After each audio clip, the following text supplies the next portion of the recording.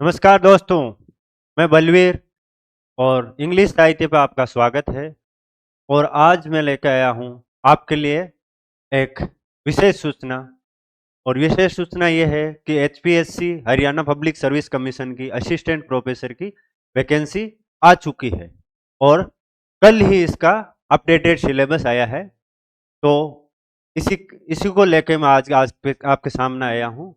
और ये जो वैकेंसी है एक बहुत बड़ी वैकेंसी है और स्पेशली जो इंग्लिश वाले हैं उनके लिए ऐसी वैकेंसी बहुत कम आती है कि जिसमें 600 से ज़्यादा पद है, 613 पद है। और ये एक बहुत बड़ी संख्या है क्योंकि किसी भी स्टेट में इतनी बड़ी वैकेंसी नहीं आती है। ये पहली बार हरियाणा के भी काफ़ी सालों से हरियाणा में भी फर्स्ट टाइम ऐसी वैकेंसी आई होगी जिसमें इतनी सारी सीट्स है। तो ये आपके लिए एक सुनहरा मौका है। तो और जिसका इंतजार हमें काफ़ी टाइम से था, आप सबको काफ़ी टाइम से था और आज ये मौका आ ही गया है। और अभी एग्ज़ाम की डेट ऑफिशियली आई नहीं है, लेकिन इलेक्शन से पहले या 2-3 महीने में ये एग्ज़ाम होने की पूरी पूरी संभावना है। तो इसके लिए आज ही से जुट जाइए और हम आपके साथ हैं। हम भी आपकी हेल्प करने की पूरी कोशिश करेंगे। तो पहले हम देखते हैं कि वैकेंसी में कितनी सीट्स है और इसका एग्ज़ाम का पैटर्न क्या रहेगा। तो पहले देखते हैं कि इसमें जनरल की 312 सीट है, एससी की 120, पीसीए 85, पीसीबी 36 और ईडब्ल्यूएस की 60। बीसीए बैकवर्ड क्लास ए और बीसीबी बैकवर्ड क्लास बी। तो ये सारी मिला के 613 सीट्स है, जो कि अपने आप में एक बहुत बड़ा नंबर है। और ये इतनी बड़ी वैकेंसी खाली इंग्लिश सब्जेक्ट के लिए आई है, बाकी सब्जेक्ट में इतनी सीट्स नहीं है। तो इंग्लिश वालों के लिए एक स्पेशल ऑफर मान लीजिए या एक बहुत अच्छा मौका है असिस्टेंट प्रोफेसर बनने का। और इसको आज से कैसे भी नहीं निकलने देना है। और इसको आज से नहीं निकले, इसके लिए आपको आज ही से जुटना पड़ेगा। और सबसे पहले हमें यह समझना पड़ेगा कि एग्जाम का पैटर्न क्या रहेगा, कैसे मार्किंग होगी, और फिर हम देखेंगे कि सिलेबस क्या है। और उसके बाद हम देखेंगे कि उसकी तैयारी कैसे करें, कैसे इफेक्टिव वे से हम ज़्यादा से ज़्यादा स्कोर कर सकें और अपना जो सिलेक्शन है वो सुनिश्चित कर सकें। तो इसके लिए हम पहले देखेंगे कि इसमें पहले एक टेस्ट होगा जिसको नाम दिया है इन्होंने स्क्रीनिंग टेस्ट। तो ये बेसिकली स्क्रीनिंग टेस्ट है। इसके बेसिस पे जो सब्जेक्ट नॉलेज टेस्ट और जो इंटरव्यू है उसके लिए जो आगे की प्रोसेस है उसके लिए सिलेक्ट किया जाएगा कैंडिडेट्स को। इसके नंबर फाइनल जो रिजल्ट आएगा उसमें नहीं जुड़ेंगे। तो जो स्क्रीनिंग टेस्ट है उस एमसीक्यू टाइप होगा, 100 क्वेश्चंस आएंगे और टोटल मार्क्स भी कितने होंगे, 100। और टाइम ड्यूरेशन होगा इसका 2 घंटे। और माइनस मार्किंग भी है इसमें, 1/4 माइनस मार्किंग होगी आपकी। और इसके साथ साथ आपका मिनिमम जो स्कोर है वो 25% होना चाहिए, यानी कि आपके 25 नंबर अगर नहीं आ रहे हैं या उससे कम आ रहे हैं तो आपको आगे की प्रोसेस के लिए सिलेक्ट नहीं किया जाएगा, आपको सब्जेक्ट नॉलेज टेस्ट के लिए सिलेक्ट नहीं किया जाएगा। आपके 25 अगर आपके 25% या 25 मार्क्स से ऊपर है और आप 4 गुना कैंडिडेट्स, जैसे 613 शीट्स है तो इनटू मल्टीप्लाई बाय 4 कीजिए। मल्टीप्लाई बाय 4 करोगे तो आपके 2452 कैंडिडेट्स होंगे जिनको सब्जेक्ट नॉलेज टेस्ट के लिए बुलाया जाएगा या फिर जिनको सब्जेक्ट नॉलेज टेस्ट देने के लिए अलाउ किया जाएगा। तो 2500 ये 2400 मतलब ऑलमोस्ट 2500 लोगों को ये जो सब्जेक्ट नॉलेज टेस्ट है वो देने का मौका मिलेगा। और ये अपना आप में एक बहुत बड़ी संख्या है। तो आपके लिए जो सब्जेक्ट नॉलेज ये जो एमसीक्यू वाला जो टेस्ट है उसको पास करना ज़्यादा मुश्किल नहीं है। थोड़ा सा आपको कंटिन्यूअस मेहनत करना पड़ेगा और एक स्मार्ट वे में आपको तैयारी करनी पड़ेगी। आप निश्चित ही ये टेस्ट तो पास कर लेंगे। अब दूसरी जो इसमें थोड़ी सी दिक्कत आती है, ज़्यादातर लोगों को इसी में दिक्कत आएगी, जो दूसरा जो सब्जेक्ट नॉलेज टेस्ट है उसमें काफ़ी लोगों को दिक्कत आती है। काफ़ी स्टूडेंट्स भी मेरे से पूछ रहे हैं कि सर इसका कैसे करें, ये नया है। क्योंकि लास्ट टाइम जब एचपीएससी का एग्ज़ाम हुआ था तो उसमें खाली एमसीक्यू था, 100 क्वेश्चंस थे एमसीक्यू के, और उसी के बेसिस पे उसके मार्क्स प्लस इंटरव्यू के मार्क्स जोड़ के जो फाइनल रिजल्ट है वो बनाया गया था। लेकिन इस बार ऐसा नहीं है, इस बार एमसीक्यू है वो खाली स्क्रीनिंग टेस्ट ही रख दिया है, और जो मेन जो टेस्ट है जिसके मार्क्स जुड़ेंगे फाइनल मेरिट में वो आपका सब्जेक्टिव टेस्ट होगा। तो दूसरा है सब्जेक्ट नॉलेज टेस्ट। तो इसमें 4 गुना कैंडिडेट होंगे टोटल सीट्स के, उनको सब्जेक्ट नॉलेज टेस्ट देने के लिए अलाउ किया जाएगा। फिर सब्जेक्ट नॉलेज टेस्ट में 3 घंटे का टेस्ट होगा, ये टोटल मार्क्स होंगे इसके 150, और इसका जो वेटेज है, जो टोटल जो मेरिट बनेगी, जैसे मान लो 100 नंबर की मेरिट बनेगी, तो 100 में से 87.5% मार्क्स सब्जेक्ट नॉलेज टेस्ट के जुड़ेंगे, और बाकी के जो रिमेनिंग मार्क्स है वो आपके इंटरव्यू के जुड़ेंगे। रिमेनिंग कितने? 12.5% मार्क्स ये इंटरव्यू के जुड़ेंगे। तो ये जो सब्जेक्ट नॉलेज टेस्ट है ये बहुत ही इंपॉर्टेंट है आपके लिए, बहुत बहुत इंपॉर्टेंट है। इसको आप बहुत सीरियसली लेना पड़ेगा आपको, और आज इसे पढ़ने की, लिखने की प्रैक्टिस करना पड़ेगा कि कैसे बेटर से बेटर आप अपना जो आउटपुट है वो रीडिंग स्किल आप सुधार सको, प्लस आपकी राइटिंग स्किल सुधार सको। इसमें राइटिंग स्किल और रीडिंग स्किल प्लस आपकी क्रिटिकल थिंकिंग और साथ साथ में आपका नॉलेज, ये सारी चीजें आपकी टेस्ट की जाएगी। तो और इसमें जो कैंडिडेट्स है वो टोटल सीट्स है उसके 2 गुना कैंडिडेट्स को इसमें सिलेक्ट किया जाएगा।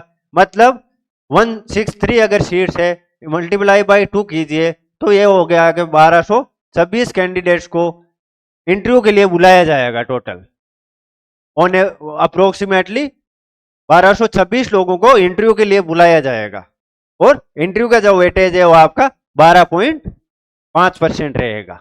तो ये तो आपका एग्जाम का पैटर्न रहेगा। पहले स्क्रीनिंग टेस्ट होगा, उसके आधार पर 4 गुना कैंडिडेट्स को सिलेक्ट किया जाएगा।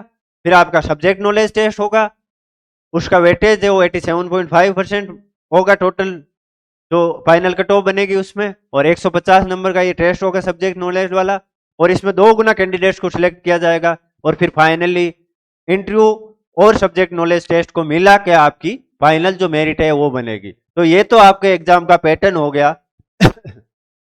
अब हम देखते हैं कि इसमें सिलेबस में क्या क्या है। अब सिलेबस में हम देखें तो सिलेबस इसका हम देखेंगे तो आपके जो नेट का जो सिलेबस है लगभग सेम वही सिलेबस है आपका, कुछ डिफरेंट नहीं है। जो नेट का जो सिलेबस है, इंग्लिश नेट का जो सेकंड पेपर आपका आता है वही इसमें दिया हुआ है। बस डिफरेंस इतना है कि जो 100 क्वेश्चन का जो नेट का पेपर होता है वैसा पेपर इसमें खाली स्क्रीनिंग टेस्ट होगा, और जो सब्जेक्ट नॉलेज टेस्ट होगा वो आपका सब्जेक्टिव होगा। तो मेन जो फोकस आपका रहना चाहिए वो आपके सब्जेक्टिव वाले पे रहना चाहिए, क्योंकि आपने अगर सब्जेक्टिव अंडरस्टैंडिंग लिटरेचर की डेवलप कर ली तो ऑब्जेक्टिव तो आप आराम से क्लियर कर लोगे। और ऑब्जेक्टिव में जैसे पिछले वाले पेपर मैंने देखे हैं, तो पीछे वाले पेपर में देखा कि जो नेट के जो PIQs है, प्रीवियस ईयर्स क्वेश्चंस पेपर हैं, उनमें से बहुत सारे क्वेश्चंस तो एज इट इज रिपीट हुए थे। लास्ट टाइम जब एग्जाम हुआ था तो एक बार अराउंड 100 में से 60 to 65 क्वेश्चन थे जो नेट के PIQs हैं, एज इट इज आ रखे थे, और फिर लोगों ने ऑब्जेक्शन उठाया तो एग्जाम कैंसिल हुआ। दोबारा एग्जाम करवाया और दोबारा एग्जाम करवाया, उसमें भी नेट के PIQs से काफी सारे क्वेश्चंस थे MCQ में। तो मेरा कहने का मतलब यह है कि आपके जो नेट के जो PIQs है वो इसमें बहुत हेल्पफुल रहेंगे। उनको आप अच्छे से पढ़िए, और उनको पढ़ते समय आप उसके चारों ऑप्शंस है उन चारों ऑप्शंस के बारे में थोड़ा डिटेल में पढ़िए। और आपको अगर इतना टाइम नहीं है इतने नोट्स ऐसे कलेक्ट करने का या चारों MCQ में जाके पढ़ने का, तो आप हमारी ऐप पे ये जो सारे जो प्रीवियस ईयर्स क्वेश्चंस पेपर हैं वो with solutions of all the 4 options available करवा दिए जाएंगे, जल्दी अवेलेबल करवा दिए जाएंगे। हम इस पे काम कर रहे हैं, तो जल्दी ये ऐप पे अवेलेबल होंगे। और साथ में हम यूट्यूब पे भी जो PIQs है उनकी सीरीज चलाने जा रहे हैं, वहां पे भी विद 4 ये जो एक्सप्लेनेशन और विद 4 जो ऑप्शन आते हैं चारों ABCD, उनका एक्सप्लेनेशन देके आपको एक्सप्लेनेशन यूट्यूब पे भी मिल जाएगा। तो इसके जो डिस्क्रिप्शन बॉक्स में आपको ऐप का लिंक मिल जाएगा, आपको व्हाट्सएप नंबर मिल जाएगा, और जो यूट्यूब का लिंक है वो मिल जाएगा, टेलीग्राम का लिंक मिल जाएगा। तो इन सारे प्लेटफॉर्म पे आपको ये जो मटेरियल है वो अवेलेबल हो जाएगा। अगर आप इच्छुक हो, आपको अच्छा लगे, तो आप हमें ज्वाइन कर सकते हैं। तो अब हम देखते हैं इसमें सिलेबस में क्या है। इसमें है एक तो drama, poetry, fiction, short story and non fiction prose. तो ये 4 यूनिट हो गए। अब 4 यूनिट के बारे में एक नोट दे रखा है, the first 4 units must also be tested through comprehension passages, मतलब कॉम्प्रिहेंशन पैसेजेस भी आएंगे, to assess critical reading, critical thinking and writing skills. तो एक तो आपको क्रिटिकल रीडिंग देखी जाएगी, क्रिटिकल थिंकिंग देखी जाएगी और राइटिंग स्किल्स देखी जाएगी। These 4 units will cover all literatures in English. और ये जो 4 यूनिट है वो इंग्लिश के जो सारे लिटरेचर है उनको कवर करेंगे। अब इंग्लिश के सारे लिटरेचर में क्या क्या आएगा मैं आपको थोड़ा सा बता देता हूं। वैसे आपको पता ही होगा, आपने नेट कर रखी है। तो इसमें मेन एक तो होगा आपका ब्रिटिश लिटरेचर, उसके अलावा आपका अमेरिकन लिटरेचर और इंडियन लिटरेचर। ये तो 3 आपके मेजर हो गए। फिर इसके अलावा आपका होगा एफ्रो अमेरिकन, अफ्रीकन और अफ्रीकन, फिर ऑस्ट्रेलियन, उसके अलावा आपका कैनेडियन, ऑस्ट्रेलियन, कैनेडियन, फिर न्यूजीलैंड का, फिर वर्ल्ड लिटरेचर है जो ट्रांसलेशन में वो। तो ये सारे जो लिटरेचर है जो भी इंग्लिश में ट्रांसलेट हुआ है दूसरी लैंग्वेजेस हैं, प्लस जितनी भी ब्रिटेन की कॉलोनीज थी या फिर जहां पे भी इंग्लिश लिटरेचर इंग्लिश में लिखा जा रहा है वो सारा इसमें काउंट हो जाता है। यह लाइन देखे इन्होंने क्या बोल दिया कि इंग्लिश में जितना भी लिटरेचर है वो आपके आ सकता है। तो इसमें जो मेजर जो फोकस जो रहता है वो ब्रिटिश लिटरेचर, अमेरिकन लिटरेचर और इंडियन लिटरेचर पे रहता है। उसके बाद आपका Afro American literature, African, Canadian, Australian और जो वर्ल्ड लिटरेचर है वो ट्रांसलेशन में है, उन सब पे फोकस रहेगा।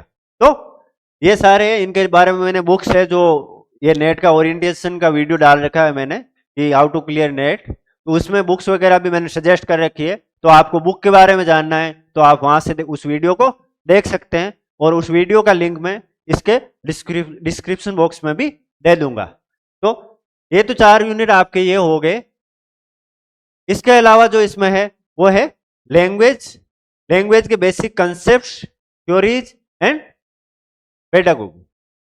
तो लैंग्वेज के क्या बेसिक कंसेप्ट है, लैंग्वेज कैसे डेवलप हुई, स्पेशली जो इंग्लिश लैंग्वेज है वो कहाँ से डेवलप हुई, वो जैसे हम इंग्लिश की जो डायलेक्ट्स पढ़ते हैं कौन कौन सी डायलेक्ट्स थी, कौन कौन सी लैंग्वेज का इसका इन्फ्लुएंस है, ये कैसे डेवलप हुई। फिर मिडिल एज में इसका क्या वो था, पैटर्न था, इंग्लिश कैसी थी। और वैसे इवॉल्व होते होते शेक्सपियर या रेनेसां पीरियड तक ये कैसे इंग्लिश जो मॉडर्न इंग्लिश है उसका फॉर्म लिया है इसने। तो इन सारे को बारे में पढ़ना पड़ेगा। इसके क्या क्या बेसिक कंसेप्ट है, इसको लेके थ्योरीज कौन कौन सी है और इसको जो पढ़ाने की जो मेथड्स है वो कौन कौन सी है। तो ये सारी चीजें हम इसमें देखेंगे।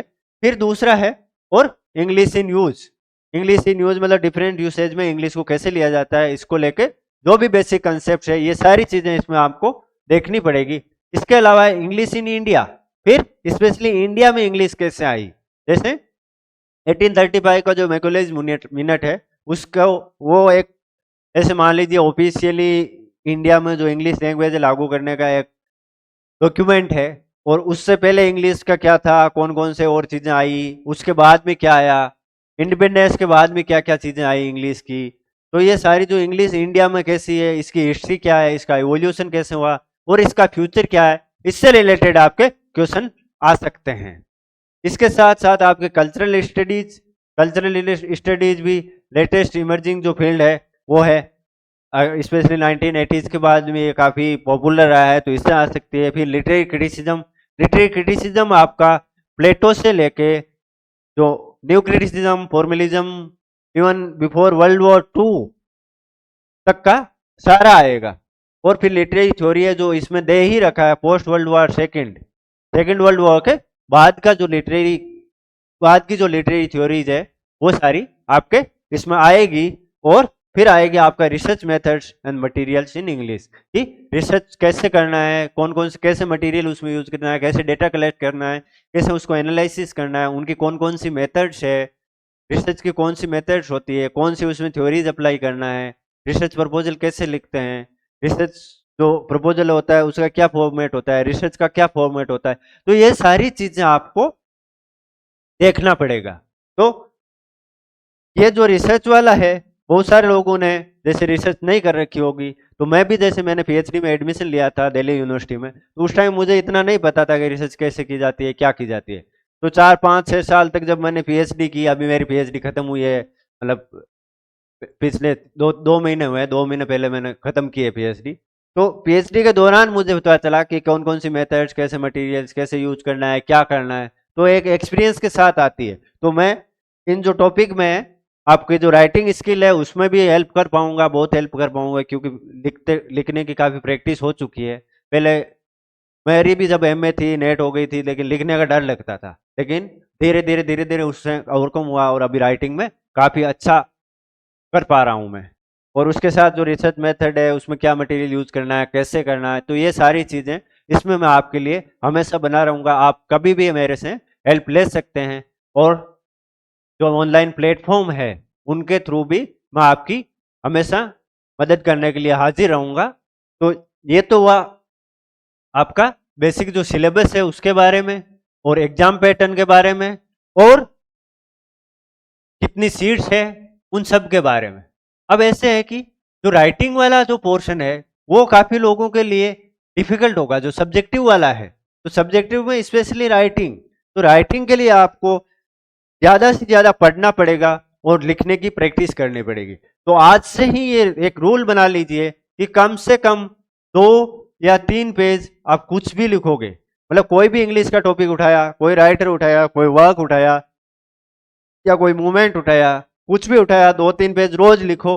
और आप उसको अपने फ्रेंड्स से या फिर और कोई आपके प्रोफेसर वगैरह है तो उनसे आप चेक करवा सकते हो रेगुलर बेसिस पे कि इसमें कैसे इंप्रूवमेंट किया जा सकता है। और आपके कोई स्पेसिफिक क्वेश्चन है राइटिंग्स को लेके कि राइटिंग को कैसे सुधारें, तो आप मेरे से भी संपर्क कर सकते हो, व्हाट्सएप कर सकते हो आप, और यूट्यूब पे कमेंट करके पूछ सकते हो।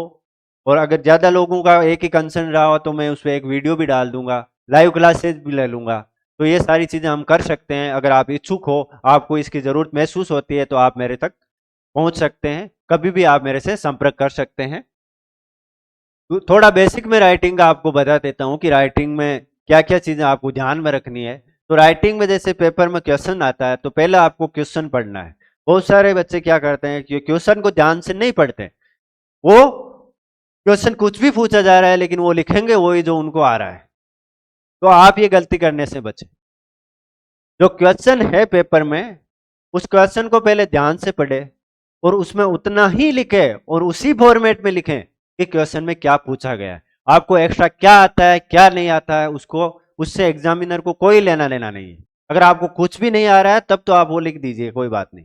लेकिन अगर आपको आ रहा है तो पहले वो चीज लिखिए जो क्वेश्चन में पूछी जा रही है, जो एग्जामिनर आपसे पूछना चाह रहा है। आप इधर उधर मत घुमाइए, उसको टू द पॉइंट जाइए। और ज्यादा बड़ा आंसर लिखने से कुछ नहीं होता, क्योंकि एग्जामिनर जो कॉपी चेक करते हैं वो अगर मान लो पढ़ रहे हैं और बीच में कुछ इरेलेवेंट लगा, आपने ऊपर नीचे कितना भी अच्छा लिखा होगा, तो आपको मार्क्स कम मिलेंगे, आपके मार्क्स काट लिए जाएंगे। तो क्वेश्चन को ढंग से पढ़ना है और फिर क्वेश्चन के बारे में थोड़ा सोचना है, एक स्ट्रक्चर बनाना है दिमाग में। 2 मिनट के लिए बैठ के सोचिए कि कैसे क्या लिखना है, कौन सी चीज पहले लिखनी है, कौन सी बाद में लिखनी है, इसमें कोई कोटेशन लेना है तो कौन सा लेना है, और किस हिसाब से इसका स्ट्रक्चर रखना है। तो ये सारी चीजें आप थोड़ी सी एक्सरसाइज कीजिए, धीरे धीरे आप में आ जाएगी। और उसके साथ साथ आपको जो सेंटेंसेज है वो शॉर्ट रखने हैं, और आपको जो ग्रामेटिकल एरर है उन पे ध्यान रखना है। तो ये सारी चीजें आपको ध्यान रखना होगा राइटिंग स्किल सुधारने के लिए। और इसके साथ साथ आपको प्रैक्टिस इज मस्ट, प्रैक्टिस के बिना आपकी राइटिंग नहीं सुधरेगी। तो आपको रीडिंग, जितनी ज्यादा रीडिंग कर सकते हो उतनी ज्यादा रीडिंग कीजिए और प्रैक्टिस कीजिए, लिखने की प्रैक्टिस कीजिए, हेल्प लीजिए किसी से, मेरे से हेल्प लीजिए। तो इसमें आपका राइटिंग का जो है अभी टाइम मिलेगा आपको राइटिंग के लिए। जो सब्जेक्टिव वाला पेपर है उसके लिए आपको टाइम मिलेगा, क्यों? क्योंकि पहले आपका जो ऑब्जेक्टिव पेपर होगा फिर उसका रिजल्ट आएगा, फिर जो सब्जेक्टिव पेपर है वो होगा। तो इसके लिए आपको कम से कम लेके चलिए, आप मेरे हिसाब से 4 महीने 3 महीने तो कम से कम होंगे, और 3-4 महीने बहुत होते हैं राइटिंग स्किल सुधारने के लिए। तो आज ही से आप जो अपना बेस है लिटरेचर का वो एकदम स्ट्रॉन्ग कर लीजिए। उसके सब्जेक्टिव अंडरस्टैंडिंग होनी चाहिए कि कभी भी कोई भी पूछ ले कोई भी कंसेप्ट तो आपको पता होना चाहिए कि कौन सा कंसेप्ट क्या है, एक क्लियरिटी होनी चाहिए, आपको कंफ्यूजन में नहीं रहना है। तो इसके लिए आपको एक तो जो सबसे हेल्पफुल आपके बुक रहेगी वो रहेगी glossary of literary terms by M H. Abrams, क्योंकि उसमें सारे आपके जो बेसिक कंसेप्ट है वो दिए हुए हैं और एकदम क्लियर कंसाइज वे में दिए हुए हैं। तो अगर उसको आपने समझ लिया तो किसी भी कंसेप्ट में कोई भी क्वेश्चन आया तो आप आराम से उसको अटेम्प्ट कर पाओगे। उसके अलावा अगर ब्रिटिश लिटरेचर के बारे में करना है तो Rutledge history of English literature आप पढ़ सकते हैं। फिर लिटरेरी क्रिटिसिज्म एंड थ्योरी वाला पार्ट है, उसके लिए जो बेस्ट बुक है जो सब्जेक्टिव नॉलेज के लिए वो है आपकी M.A.R. हबीब की है हिस्ट्री ऑफ लिटरेरी क्रिटिसिज्म। ये भी मैंने जो वीडियो है जो नेट वाला जिसका मैं डिस्क्रिप्शन में लिंक दे दूंगा उसमें सारी बुक्स ये डिस्कस कर रखी है मैंने, आप वहां से देख सकते हैं। तो ये कुछ बुक्स है जो आपके सब्जेक्टिव के लिए काफी हेल्पफुल रहेगी। और M.A.R. हबीब है उसको पढ़ M.A.R. हबीब और जो M.H. अब्राम्स है उसको पढ़ना थोड़ा सा मुश्किल है, क्योंकि M.A.R. हबीब में काफी सारे जो राइटर्स या फिलोसफर्स वगैरह दिए हुए हैं जो अपने जो लिटरेचर के पर्सपेक्टिव से या जो अपना एग्जाम होता है उसके पर्सपेक्टिव से उतने इंपॉर्टेंट नहीं है। तो कौन से कंसेप्ट कहाँ से पढ़ने हैं ये सारी चीजें भी मैं आगे वीडियो बना के पर्टिकुलर बुक पे एक वीडियो बना के कि कौन सी बुक कैसे पढ़नी है उस पर भी मैं वीडियो डालूंगा। तो आप बने रहिए, आप देखते रहिए उनको।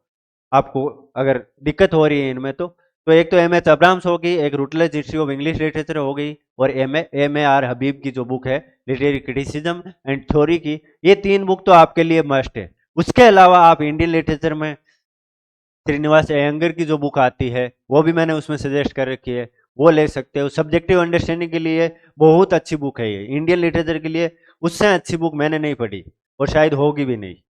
और उसमें 1980s तक का जो है वो अच्छे से दिया हुआ है, जो कि आप एक लिटरेचर के स्टूडेंट को जो बेसिक जो कंसेप्ट जो क्लियर होना चाहिए वो सारे उसमें।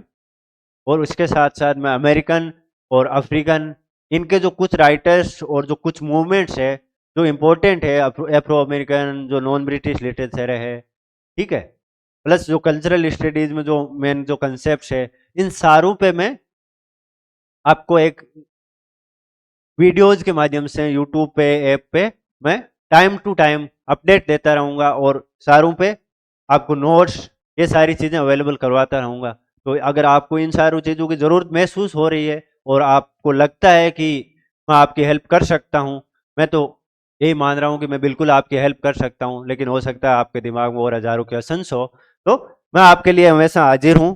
आप जुड़े रहिए और अपनी जो मेहनत है वो दिन दोगुनी रात चौगुनी करती रहिए। आज से लग जाइए, ऐसे वेट मत कीजिए कि एग्जाम की डेट आएगी फिर उसके बाद हम तैयारी करेंगे, क्योंकि लोग आज ही से जुड़ गए हैं।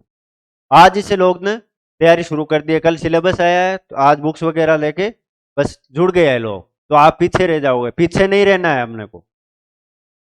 और अगर आज से आप जुड़ गए, इसमें जुट गए मन लगा के और पूरा कॉन्फिडेंस रख के कि हमारा क्लियर होगा, तो आराम से आपका क्लियर होगा। तो मैं आज इतना ही कहना चाहूंगा आप लोगों को।